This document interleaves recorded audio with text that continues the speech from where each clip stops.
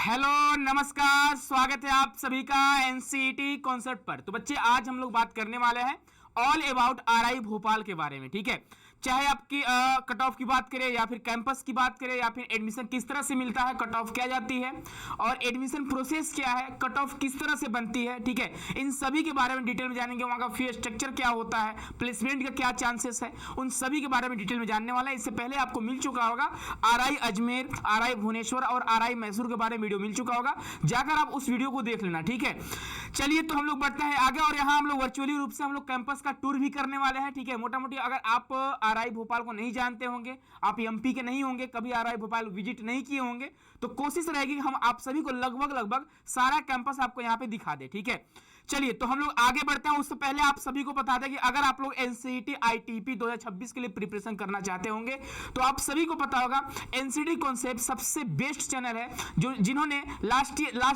पिछले 2 सालों में हजारों की संख्या में बच्चों को सिलेक्शन दिलाया हुआ है। तो अगर आप इंटरेस्टेड हैं तो आप हमारे ऐप को विजिट करिए, जाइए प्ले स्टोर से डाउनलोड करिए। सीयूईटी कॉन्सेप्ट हमारे ऐप का नाम है, वहां से आप जुड़ सकते हैं। आप सभी के डिमांड पर पहला बैच जो है श्योर सिलेक्शन बैच आ चुका है, जहां पे आपको लाइव क्लास, रिकॉर्डेड क्लासेस, आपके एग्जाम तक क्लास नोट्स वगैरह, डाउट सेशन, टेस्ट सीरीज और पेपर गाइडेंस भी आपको यहाँ पे मिलने वाले हैं। ठीक है, तो इस नंबर से आप कॉल या मैसेज भी कर सकते हो, चाहे बीए बीएड हो, चाहे बीएससी बीएड, चाहे बीकॉम बीएड, किसी भी कोर्स की तैयारी करना चाहते होंगे तो आप ज्वाइन कर सकते हैं। ठीक है, चलो तो पहले आप सभी यहाँ पे देख पा रहे होंगे, आपको कैंपस दिखाई दे रहा होगा। कैंपस का फ्रंट व्यू है किसका, आरआई भोपाल का। आरआई भोपाल की बात करें तो यहाँ पे बीएससी बीएड के लिए 100 सीट है और बीए बीएड करना चाहते होंगे तो यहाँ पे 50 सीट है। ठीक है, बीएससी बीएड 100 सीट है और बीए बीएड का 50 सीट है। बाकी हम लोग आगे बीएड के बारे में बात करेंगे, भी एमएड के बारे में बात करेंगे। ठीक है, अब बीएड एमएड जो 3 साल का कोर्स होता है उसके बारे में हम लोग बात करने वाले हैं। ठीक है, और यह आपको ऊपर से ड्रोन से लिया गया फोटो आपको दिखाई दे रहा होगा। ओवरऑल एक कैंपस है जो ऊपर से दिखाई देती है। ठीक है, चलिए आगे बढ़ेंगे तो यहाँ पे आप देख सकते हो एक ड्रोन से फोटो लिया गया है। यहाँ पे आप देखोगे प्लेग्राउंड वगैरह है और किनारे किनारे आपको कैंपस दिखाई दे रहा होगा। ये सारे कैंपस हैं, बहुत सारे पेड़ पौधे वगैरह लगे हुए हैं। इस तरह से आपका आरआई भोपाल का कैंपस है। ठीक है, आप यहाँ से आरआई भोपाल के कैंपस को देख सकते हो, है ना भाई। और ये आपका यहाँ पे हाईवे गया हुआ है। ठीक है, आपको यहाँ पे रास्ता दिखाई दे रहा होगा। ठीक है, यहाँ पे रास्ता गया हुआ, इधर भी रास्ता आपका गया हुआ है ना। चलिए नेक्स्ट आगे बढ़ेंगे। यहाँ पे आप देखोगे यहाँ पे कल्चरल एक्टिविटी होते रहते हैं, सांस्कृतिक कार्यक्रम वगैरह होते रहते हैं। तो कुछ झलक है जो आप देख सकते हो, पिछले साल यहाँ पे सांस्कृतिक कार्यक्रम है ना, कल्चरल एक्टिविटी वगैरह होते रहते हैं। ठीक है, आप देख सकते हो, आप भी जाओगे तो इस तरह की चीजें आपको, इस तरह के आपको इन्वायरमेंट वगैरह देखने को मिलेंगे वहां पे, है ना। इस तरह के हॉल वगैरह आपको देखने को मिलेंगे। आप यहाँ पे कहीं बैठे रहोगे, यहाँ पे कार्यक्रम वगैरह प्रोग्राम वगैरह होता रहता है। आप भी कर सकते हो, आप भी करते होंगे, है ना। आप में से ही कोई यहाँ पे प्रोग्राम वगैरह कर रहे हैं। ठीक है, आगे बढ़ोगे तो यहाँ पे आप देखोगे यहाँ पे बच्चों ने यहाँ पे कुछ योजनाएं वगैरह है पेड़ पौधे को लेकर कि हाँ भैया पेड़ पौधे लगाओ, जागरूक करो, इस तरह से इनके फोटो वगैरह है। तो भी आप देख सकते हो, है ना। इसमें से कुछ बच्चे होंगे जो पिछले साल एडमिशन लिए हैं, है ना। चलिए आगे बढ़ते हैं। नेक्स्ट अगर आगे बढ़ेंगे तो यहाँ पे आप देखोगे योगा वगैरह भी होता रहता है, आप सभी को पता होगा। ठीक है, चलिए नेक्स्ट आगे बढ़ेंगे तो यहाँ पे आप देखोगे स्टीम पार्क भी है, जहाँ पे आप घूम सकते हो, टहल सकते हो, कुछ मीटिंग वगैरह कर सकते हो, कुछ डिस्कशन वगैरह कर सकते हो स्टीम पार्क में जाकर। ठीक है, और नेक्स्ट अगर आगे बढ़ेंगे तो यहाँ पे आप देखोगे एक भारत श्रेष्ठ भारत, मतलब काफी अच्छा है। ठीक है, यहाँ पे मंच वगैरह आपको देखने को मिल रहा होगा जहाँ पे कार्यक्रम वगैरह होते हैं। ये बाहर जो है प्लेग्राउंड में है। ठीक है, नेक्स्ट आगे बढ़ोगे तो यहाँ पे देखोगे सांस्कृतिक कार्यक्रम हो रहे हैं, नाटक वगैरह हो रहा है। ठीक है, एकांकी वगैरह हो रहा है। और आगे देखोगे तो हम लोग बात करने वाला है कैंपस के हॉस्टल के बारे में। तो यहाँ पे गर्ल्स के लिए 2 हॉस्टल है। ठीक है, और बॉयज के लिए भी 2 हॉस्टल है। गर्ल्स के लिए शांति निकेतन और विनय निकेतन। आपको हॉस्टल का दृश्य भी दिखाई दे रहा होगा, हॉस्टल का पिक्चर आपको दिखाई दे रहा है। लड़कियां आपको गर्ल्स दिखाई दे रही होंगी जो अपने हॉस्टल के बाहर टहल रही हैं, घूम रही हैं। ठीक है, आपको दिखाई दे रहा होगा। नेक्स्ट अगर आगे बढ़ेंगे तो यहाँ पे आपको बॉयज हॉस्टल दिखाई दे रहा होगा, लेकिन बॉयज में तो कोई भटकता दिखाई नहीं दे रहा है ना, लगता है सब पढ़ रहे होंगे आई थिंक, है ना। तो यहाँ पे आपको boys hostel, 2 hostel Vidya Niketan और कीर्ति निकेतन। ठीक है, तो 2 जो बॉयज हॉस्टल है ना। और आगे बढ़ेंगे तो आपके लिए लाइब्रेरी होता है। ठीक है, आप सभी को पता होगा कि अगर आप किसी भी कॉलेज से पढ़ाई कर रहे हो, किसी भी यूनिवर्सिटी से पढ़ाई कर रहे हो तो थोड़ा हॉस्टल में डिस्टर्बेंस होती है, तो आपको चाहिए होता है लाइब्रेरी। तो लाइब्रेरी का लाइब्रेरी जो काफी अच्छा है, ठीक ठाक लाइब्रेरी है। आप जाकर लाइब्रेरी में पढ़ाई कर सकते हो, बहुत सारे पुस्तकें, बहुत सारे बुक्स वगैरह यहाँ पे रखे हुए हैं। ठीक है, और अच्छा इन्वायरमेंट रहता है लाइब्रेरी का, आप सभी को पता ही होगा। आप लोग प्राइवेट लाइब्रेरी भी पढ़ते होंगे, है ना, प्राइवेट लाइब्रेरी वगैरह भी ज्वाइन किए होंगे, है ना, तैयारी वारी कर रहे होंगे तो। ठीक है, और आप यहाँ पे पढ़ सकते हो अपने प्लेग्राउंड के बारे में, आप कुछ है उतना खास है नहीं, लगभग जितने सारे यूनिवर्सिटी में जैसे होते हैं उस तरह से प्लेग्राउंड भी है, गेस्ट हाउस भी है, डिस्पेंसरी भी है, यानी अगर आपका कुछ तबीयत वगैरह खराब होता है, ठीक है। और उसके अलावा कैंपस प्लेसमेंट की बात करें तो यहाँ पे कैंपस प्लेसमेंट 100% रहा है, चाहे हम बीएड की बात करें, चाहे एमएड की बात करें, चाहे बीएड एमएड की बात करें, यहाँ पे प्लेसमेंट रहता है, ठीक है। तो हाई चांसेस है कि आपका यहाँ पे देखोगे आप many student BSc BEd and BA BEd have been selected as TGTs in private residential school of MP in Chhattisgarh, यानी कि डायरेक्ट आपका यहाँ से बीए बीएड बीएससी बीएड में लास्ट ईयर प्लेसमेंट हुआ है, डायरेक्ट आप केवी में जा सकते हो, डायरेक्ट टीजीटी टीचर बन सकते हो, डायरेक्ट आप एमपी और छत्तीसगढ़ में किसी भी प्राइवेट स्कूल में आप डायरेक्ट प्लेसमेंट ले सकते हो। तो प्लेसमेंट का भी चांसेस रहता है, ठीक है। इसके अलावा केंद्रीय विद्यालय में प्लेसमेंट ले सकते हो, ठीक है, नवोदय विद्यालय में प्लेसमेंट ले सकते हो। इसके अलावा इंटर्नशिप वगैरह भी मिलता है, तो काफी अच्छा स्कोप है। अगर आप टीचिंग लाइन में जाना चाहते हो, चाहे जेएनबी हो, चाहे डीएवी हो, चाहे केवीएस हो, आप सभी को वहां पे इंटर्नशिप मिल सकता है, ठीक है। वो डिपेंड करता है आपके प्रतिभा के ऊपर, है ना, कि आप मेधावी हो कि नहीं हो, है ना भाई, आप स्कॉलर हो कि नहीं हो, ठीक है। अब आगे देखेंगे तो यहाँ पे सीट की बात करेंगे तो यहाँ पे आपको 5 कोर्सेज देखने को मिल रहे होंगे, BSc BEd, BA BEd, BEd MEd. BEd कब होता है तो ग्रेजुएशन के बाद होता है, एमएड कब होता है तो बीएड के बाद होता है, और बीएड एमएड कब होता है तो ग्रेजुएशन के बाद होता है, ठीक है। तो बीएससी बीएड के लिए आप देखोगे यहाँ पे 100 सीट है और 10% ईडब्ल्यूएस के लिए आरक्षण है। बीए बीएड की बात करेंगे बच्चे 50 सीट है, बीएड की बात करेंगे 100 सीट है, और एमएड की बात करेंगे 50 सीट है। और बीएड एमएड जो कंबाइंड कोर्स होता है, 3 साल में आपको 2 डिग्री मिलता है बीएड और एमएड का, यहाँ पे आप देखोगे 50% सीट है, ठीक है। अगर आगे बढ़ेंगे तो यहाँ पे कुछ चीजें आप बीएससी बीएड के बारे में जानोगे। बीएससी बीएड अगर आपको यहाँ से करना है आरआई भोपाल से, तो एटलीस्ट आपके 12th में फिजिक्स होना चाहिए, केमिस्ट्री होना चाहिए, मैथमेटिक्स, जूलॉजी एंड बॉटनी, इनमें से कोई 3 अगर होगा तो आप एलिजिबल रहोगे बीएससी बीएड के लिए। उसी के साथ आपके मार्क्स जो होने चाहिए 12th में, वो बच्चे 50% मार्क्स आपके होने चाहिए, आपके 12th में 50% मार्क्स होने चाहिए, इस बात का ध्यान रखिएगा, ठीक है। और आप एनसीटी का एग्जाम दिए रहेंगे तब की बात कर रहा हूं, है ना भाई। चलिए नेक्स्ट अगर आगे बढ़ेंगे हम लोग, तो नेक्स्ट अगर आगे बढ़ते तो यहाँ पे कुछ और चीजें हैं जो बताया गया। यहाँ पे सीटें जो है आपको यहाँ पे देख पाओगे कि बीएससी बीएड के लिए 100 सीट यहाँ पे अवेलेबल है, ठीक है। उसके अलावा और कुछ खास चीजें हैं, तो आपके एनसीटी के जो आप एग्जाम दिए होंगे वहां पे भी आपका physics, chemistry, mathematics, biology, zoology, botany वगैरह होना चाहिए, तभी आप एलिजिबल रहोगे। अगर आपके नहीं है तो आप एलिजिबल नहीं रहोगे। अगर डोमेन सब्जेक्ट में अगर आप आर्ट्स का सब्जेक्ट लिए हो, अगर आप ह्यूमैनिटीज का सब्जेक्ट लिए हो, तो आप बीएससी बीएड नहीं कर पाओगे, आप करोगे बीए बीएड, ठीक है। चलो नेक्स्ट आगे बढ़ेंगे तो अगला हम लोग देखेंगे, आई थिंक बीए बीएड के बारे में देखेंगे, ठीक है। बीए बीएड की बात करें तो यहाँ पे जो कोर्सेज अवेलेबल है, कौन कौन से सब्जेक्ट आपको मिल सकता है, तो देखो यहाँ पे आपको मिलेगा इंग्लिश मिलेगा, ठीक है। हिंदी से आप बीए बीएड कर सकते हो, गुजराती से कर सकते हो, मराठी से कर सकते हो, उर्दू से कर सकते हो, हिस्ट्री, पॉलिटिकल साइंस, जियोग्राफी और इकोनॉमिक्स से आप यहाँ से बीए बीएड कर सकते हो। लेकिन आपके 12th में और आपके एनसीटी के एग्जाम में English, Hindi, Gujarati, Marathi, Urdu, history, political science, geography, economics, इनमें से सारे सब्जेक्ट होने चाहिए, ठीक है। इनमें से कोई भी 3 सब्जेक्ट आपके डोमेन सब्जेक्ट में होने चाहिए, तभी आप एलिजिबल रहोगे, ठीक है। और अगर आप यहाँ पे देखोगे, यहाँ पे बोल दिया गया टेस्ट में आपका इंग्लिश, हिंदी, अगर आप इंग्लिश से बीए बीएड करना चाहते हैं तो आपके लैंग्वेज में इंग्लिश होना चाहिए, तभी आप बीए बीएड कर पाओगे। अगर हिंदी से बीए बीएड करना चाहते हैं आरआई भोपाल से, तो आपके एनसीटी के एग्जाम में लैंग्वेज में हिंदी होना चाहिए, गुजराती के लिए गुजराती होनी चाहिए, मराठी के लिए मराठी होनी चाहिए, उर्दू के लिए आपके एनसीटी के एग्जाम में उर्दू तो होने ही चाहिए, लेकिन आपके 12th में भी उर्दू होना चाहिए, हिस्ट्री होना चाहिए, पॉलिटिकल साइंस होना चाहिए। इस तरह से आपके सब्जेक्ट हैं, इस बात का ध्यान रखेंगे, ठीक है। और एटलीस्ट आप सारे सब्जेक्ट को अटेम्प्ट किए रहेंगे, ध्यान रखिएगा।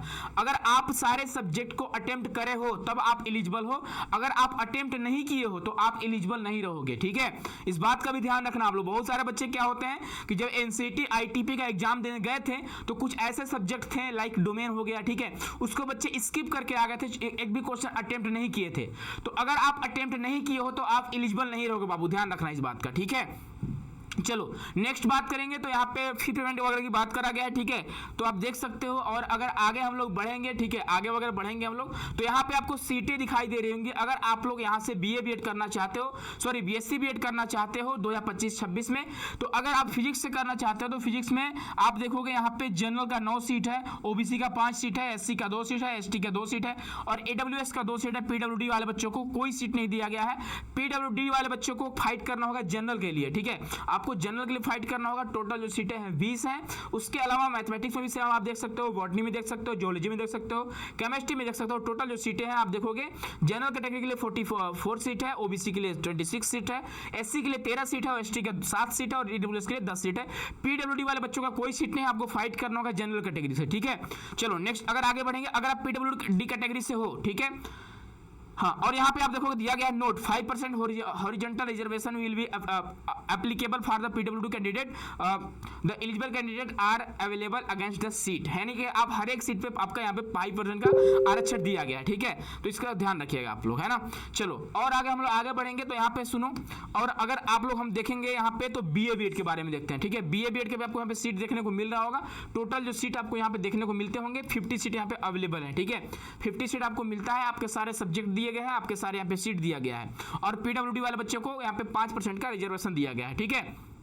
चलो नेक्स्ट आगे बढ़ेंगे तो यहाँ पे आप देखोगे और कुछ खास दिया नहीं है, हमने आपको बता दिया। और हाँ एक बात ध्यान रखना, अगर आपका 12th जो है, अगर आपने 12th अपना 2023 में करा हुआ है, 2024 में करा हुआ है और 2025 में करा हुआ है, तब आप एलिजिबल रहोगे। यानी कि अगर आप लोग अपना 12th 2023 में, 24 में और 25 में किए हैं तभी आप एलिजिबल है। अगर आप लोगों ने अपना 12th जो है, अपना 12वीं जो है, अगर आपने 10+2 जो है अगर 2022 में करा हुआ है, उससे पहले करा हुआ है, तो आप एलिजिबल नहीं हो। आपका 2023 का होना चाहिए, 24 का होना चाहिए और 25 का होना चाहिए, ठीक है, तभी आप एलिजिबल होगे। इन्होंने अच्छे से बता दिया हुआ है, ठीक है भाई। चलो नेक्स्ट आगे बढ़ेंगे तो यहाँ पे आप देखोगे सेम टू सेम वही है बीए बीएड के लिए भी, बीएससी बीएड के लिए भी, ठीक है, कि यहाँ पे आपको बीए बीएड के लिए English, Hindi, Gujarati, Marathi, Urdu, history, political science, geography और इकोनॉमिक्स सब्जेक्ट आपको मेजर के रूप में देखने को मिलेंगे। और यही सब्जेक्ट आपके यहाँ पे होने चाहिए, कहाँ पे, तो एनसीटी के एग्जाम में, तभी आप एलिजिबल रहोगे, ठीक है। और एटलीस्ट आपके 50% मार्क्स आपके 12th में होना चाहिए, ठीक है, चाहे बीए बीएड चाहे बीएससी बीएड हो। और अगर हम लोग आगे बढ़ेंगे तो सुनो, अगर आप लोग अपना कास्ट सर्टिफिकेट बनवा रहे हो, ठीक है, ओबीसी और ईडब्ल्यूएस वाले बच्चे अपना कास्ट सर्टिफिकेट बनवाते हैं, तो आपका जो कास्ट सर्टिफिकेट होना चाहिए वह 1 अप्रैल 2023 के बाद का होना चाहिए, उससे पहले का नहीं होना चाहिए, ठीक है। इस बात का ध्यान रखिएगा। और ओबी किस लेवल का, तो बच्चे वह सेंट्रल लेवल का होना चाहिए, ठीक है। किस लेवल का होना चाहिए, स्टेट लेवल का नहीं चलेगा, सेंट्रल लेवल का होना चाहिए, ठीक है, सेंट्रल लेवल का। और आपको पता चल गया होगा 1 अप्रैल 2023 के बाद का होना चाहिए, ठीक है। इसके अलावा और कुछ खास चीजें मुझे नहीं लगता यहाँ पर बताया गया है ना, और कुछ खास चीज नहीं है, ठीक है। चलिए आगे बढ़ते हैं, ठीक, ओके आगे बढ़ते हैं। यहाँ पे आप देखोगे फी स्ट्रक्चर की बात करेंगे। बहुत सारे बच्चे सोचते हैं कि सर वहाँ का फी क्या है, ठीक है। तो अगर बच्चे फी स्ट्रक्चर की बात करें तो सुनो यहाँ पे ध्यान से, यह जो है आपको ईयरली फीस दिया गया है। क्या है बच्चे, ईयरली फीस दिया गया। अगर बीएससी बीएड हो या बीए बीएड हो तो आपको 24,545 रुपए देने होंगे। यदि आप हॉस्टल लेते हो तब, तो हॉस्टल का फीस हो गया और एकेडमिक फी हो गया, दोनों मिलाकर 24,545 हुआ। और सुनो, हॉस्टल में रहते हो तो आपको खाने की जरूरत पड़ेगी, तो खाना खाने के लिए मेस चार्ज आपको अलग से देना होता है। यह इसमें आपका मेस चार्ज इंक्लूड नहीं है, ध्यान रखना आप लोग, मेस चार्ज आपको अलग से देना होता है, ठीक है। और यदि आप हॉस्टल में नहीं रहते हो तो आपको 13,545 रुपए देने होंगे। और यदि आप एससी एसटी कैटेगरी से बच्चे हो और हॉस्टल में रहते हो तो आपको 19,545 देने हैं। और यदि आप एससी एसटी पीएच पीडब्ल्यूडी बच्चे हो, नॉन हॉस्टलर हो, हॉस्टल में नहीं रहते हो, तो आपको 8,545 रुपए 1 साल का फी देना होगा और मेस चार्ज आपको अलग से देना होगा, ठीक है। इस बात का ध्यान रखेंगे आप लोग। चलो और आगे देखेंगे बच्चे, यहाँ पे आप देखोगे बीएससी बीएड सेमेस्टर वाइज यहाँ पे दिया गया है, ठीक है। आप सेमेस्टर वाइज भी देख सकते हो, 17,000 पहला सेमेस्टर में देना है, फिर सेकंड सेमेस्टर में आप बचा हुआ पैसा देना। पहला सेमेस्टर में 17,545 देना और दूसरे सेमेस्टर में 3-4-7,000 रुपये आपको अलग से देने होंगे, ठीक है। और यहाँ पे आप देख सकते हो इस तरह से आपका कॉन्टेक्ट डिटेल दिया हुआ है आरआई भोपाल का। यहाँ पे आपको नंबर दिखाई दे रहा होगा, आप कॉल करके इनसे बात कर सकते हो, मेल कर सकते हो इनसे आप, ठीक है। मेल कर सकते हो, मेल से जो भी जानकारी प्राप्त करना चाहते हो कर सकते हो। बाकी हमने आपको सारा जानकारी दे दिया और अभी दे रहा हूँ, ठीक है, दिया नहीं हूँ, है ना भाई। चलो नेक्स्ट आगे बढ़ेंगे। यहाँ पे आप देखोगे सीट जो फीस स्ट्रक्चर है वो पिछले साल का है, ठीक है। ओवरऑल बीएससी बीएड का देखोगे, बीए बीएड का 2 ईयर, बीएड का 2 ईयर, एमएड का और 3 ईयर में आपका बीएड और एमएड दोनों का डिग्री मिलता है। तो यह जो है वह ग्रेजुएशन वाले बच्चों के लिए जो ग्रेजुएट हो चुके हैं, ठीक है। तो ये आपके सारे फी स्ट्रक्चर। उसके अलावा अगर आगे हम लोग बात करेंगे तो अगर आप यहाँ से बच्चे बीएड करना चाहते हैं, बीएड और एमएड, अगर 3 साल का बीएड एमएड करना चाहते हैं तो सीटें जो आप सभी के लिए 55 सीट अवेलेबल है आरआई भोपाल में, ठीक है। अगर आप बीएड एमएड करना चाहते हैं, इसके लिए आपके यहाँ पे बच्चे ग्रेजुएशन होना चाहिए, ध्यान रखिएगा। तो देखो the 2 year B.Ed bachelor education programme generally known a B.Ed is design based on the recommendation of national council for teacher education NCT. This is a professional programme that prepare teacher for upper primary या middle level. यानी आप यहाँ पे अगर B.Ed करते हो तो आप बच्चे यहाँ पे क्लास 6 से 8 तक का टीचर बन सकते हो, क्लास 9 से 10 तक का टीचर बन सकते हो. और आप अपने पीजी के साथ, अगर आप लोगों ने पीजी करोगे, अगर पीजी कर चुके होंगे, ठीक है, तो आप क्लास 11 और 12 तक का भी टीचर बन सकते हो. ठीक है, चलो उसके अलावा बात करते हैं तो आपको हाँ ठीक है, सुनो इसके लिए कौन सा एग्जाम देना होगा. इसके लिए आपको NCET ITP का एग्जाम नहीं देना है. इसके लिए बच्चे आपको एग्जाम देना है RIECEE का एग्जाम देना है. ठीक है, जिसका फॉर्म आ चुका है. ठीक है, 29 मई से जो है इसकी फॉर्म भरी जा रही है. तो आप जाकर फॉर्म को भर दो और इसका एग्जाम जो है जून के अंत में या फिर जुलाई में आप इसका एग्जाम होने वाला है. ठीक है, तो अगर आप यहाँ से B.Ed M.Ed करना चाहते हो, चाहे B.Ed करना चाहते हो, चाहे M.Ed करना चाहते हो, तो आपको एग्जाम देना होगा RIECEE का. ठीक है, चलिए नेक्स्ट हम लोग आगे बढ़ते हैं. और हम लोग जब आगे बढ़ेंगे तो आगे आप देखोगे यहाँ पे M.Ed के बारे में बात कराएगा कि M.Ed के लिए RI भोपाल में 55 सीट अवेलेबल हैं. ठीक है, और M.Ed के लिए आपका B.Ed होना कंपलसरी नहीं है. आपका B.Ed के अलावा क्या क्या होना चाहिए, तो अगर आप सुनो पहली बात इसको देख लेते हैं. ठीक है, यहाँ पे तो B.Ed M.Ed के क्वालिफिकेशन की बात करें तो कुछ खास दिया नहीं है, आगे दिया हुआ है. ठीक है, आगे हम लोग बात करेंगे. सुनो आगे बढ़ते हैं. तो यहाँ पे आप देखोगे, ये आपको पता होगा एलिजिबिलिटी के बारे में हमने बता रखा है. 50% आपका 12th में होना चाहिए BSc B.Ed के लिए, BA B.Ed के लिए भी, और आपका जो 12th है 23 में, 24 में और 25 में होना चाहिए. ठीक है, चलिए आगे बढ़ते हैं. अगर नेक्स्ट बात करेंगे बच्चे तो ये आपको जानना जरूरी है, जो बच्चे RICEE का एग्जाम दे रहे होंगे तो B.Ed अगर आप करना चाहते हो RI भोपाल से, तो आपके बैचलर ऑफ मतलब जो आप क्या बोलते हैं, जो ग्रेजुएशन किए होंगे, तो आपके ग्रेजुएशन में 50% मार्क्स होना चाहिए. ठीक है, और सुनो उसके अलावा 55% मार्क्स आपके अगर कुछ स्पेशलाइजेशन जैसे आप लाइक मैथमेटिक्स हो गया, साइंस हो गया, इसमें अगर B.Ed कर रहे हो तो आपको 50% मार्क्स होना चाहिए. और SC ST वाले बच्चों के लिए यहाँ पे 5% का रिलैक्सेशन है. ठीक है, और उसके अलावा अगर आप 2 साल का M.Ed करना चाहते हो तो आपके B.Ed में 50% मार्क्स होने चाहिए.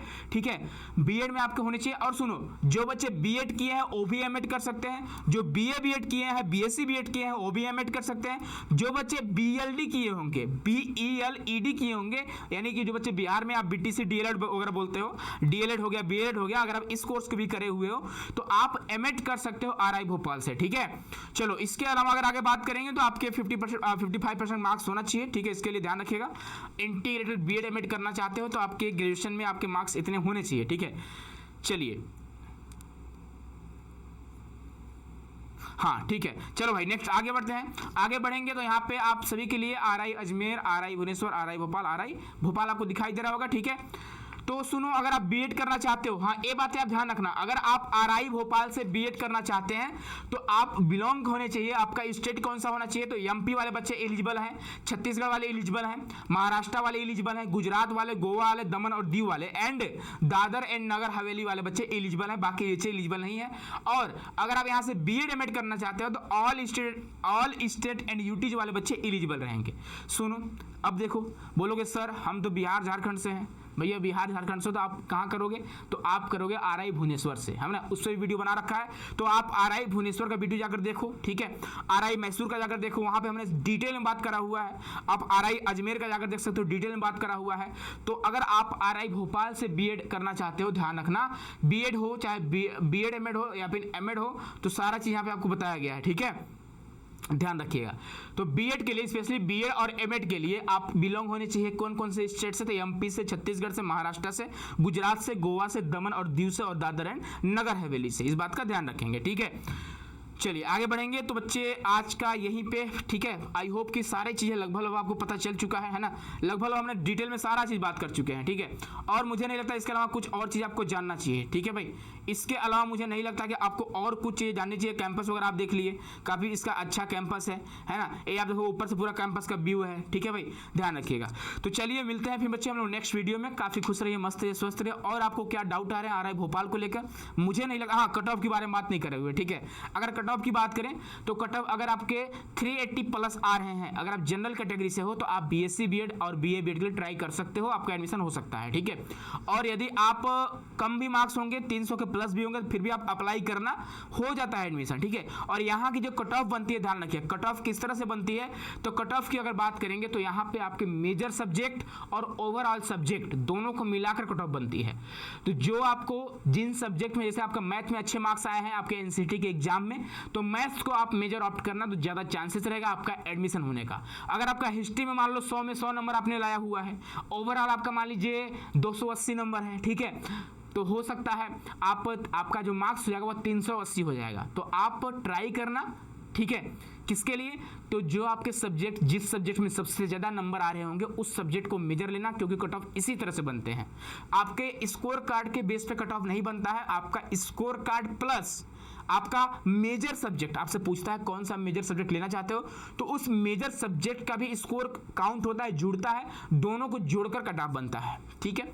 चलिए फिर मिलते हैं बच्चे नेक्स्ट वीडियो में। खुश रहो, मस्त रहो, स्वस्थ रहो। और यदि आपके कोई जूनियर भाई बहन अगर एनसीटी आईटीपी का तैयारी करना चाहते होंगे तो आप उन्हें एनसीटी कॉन्सेप्ट के बारे में जरूर सजेस्ट करना, ठीक है। चलिए बहुत बहुत धन्यवाद आप सभी का।